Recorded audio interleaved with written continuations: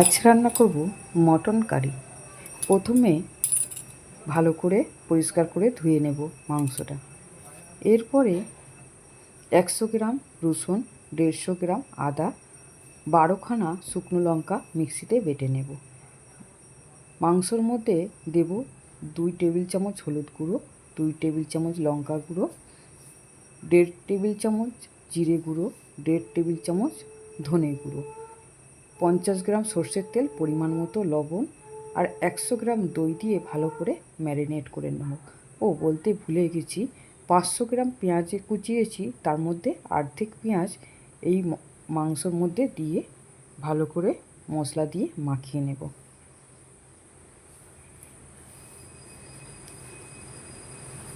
ভালো করে মশলা দিয়ে মাখানো হয়ে গেছে।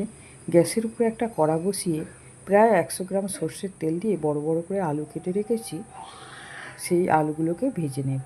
এরপরে ওই তেলের মধ্যে দেব 3টে তেজপাতা, গরম মশলা আর অর্ধেক যে পেঁয়াজ কুচানো রেখে দিয়েছিলাম, ওই পেঁয়াজ কুচানো ভালো করে ভেজে নেব। ম্যারিনেট করা মাংসটা কড়ার মধ্যে দিয়ে দেব, দিয়ে নেড়ে চেড়ে কিছুক্ষণের জন্য ঢেকে দেব। এরপরে ঢাকনা খুলে আবার ভালো করে নেড়ে নেব। আবার বেশ কিছুক্ষণ ঢেকে দেব, দিয়ে আবার ঢাকনা খুলে নেড়ে নেব। এইভাবে ভালো মতন কষিয়ে নেব। 2টো টমেটো কুচি দিয়ে দেব।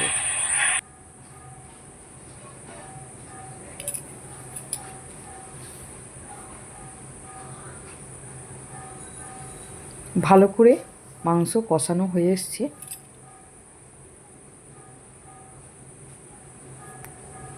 কত বড় একটা নাল্লির পিস দিয়েছে দেখুন। আমার আবার এইসব ভালো লাগে না, এর বদলে যদি 1 টুকরো মাংস দিত তা বরঞ্চ ভালো। এর ভিতরে কিছু নেই, এর ভিতরে এপার ওপার আলো দেখা যাচ্ছে।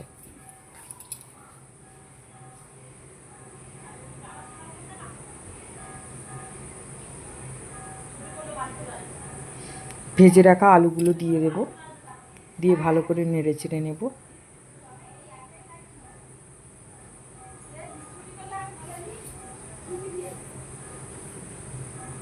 কষানো হয়ে গেছে, প্রেসার কুকারে দিয়ে দেব। কড়াইতে করতে গেলে অনেক সময় যায়, তাই জন্য প্রেসার কুকারে দিয়ে দেব। এতে কিন্তু খেতে খারাপ লাগবে না, এতে আলো ভালো সিদ্ধ হবে।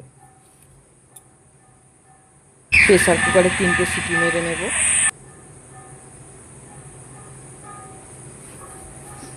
এবার পরিমাণ মতো জল দিয়ে দেব, যতটা মাংস ততটাই জল দেব।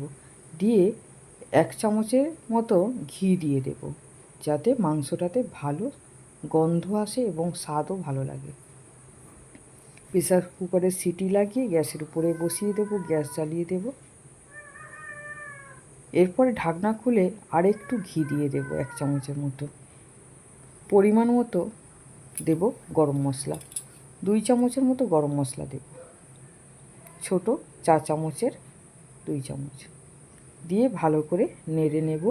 নিয়ে এবার প্রেসার কুকারটা আবার ঢাকনা দিয়ে দেব, যাতে গন্ধটা ভিতরে ভালো করে অ্যাবজর্ব করে।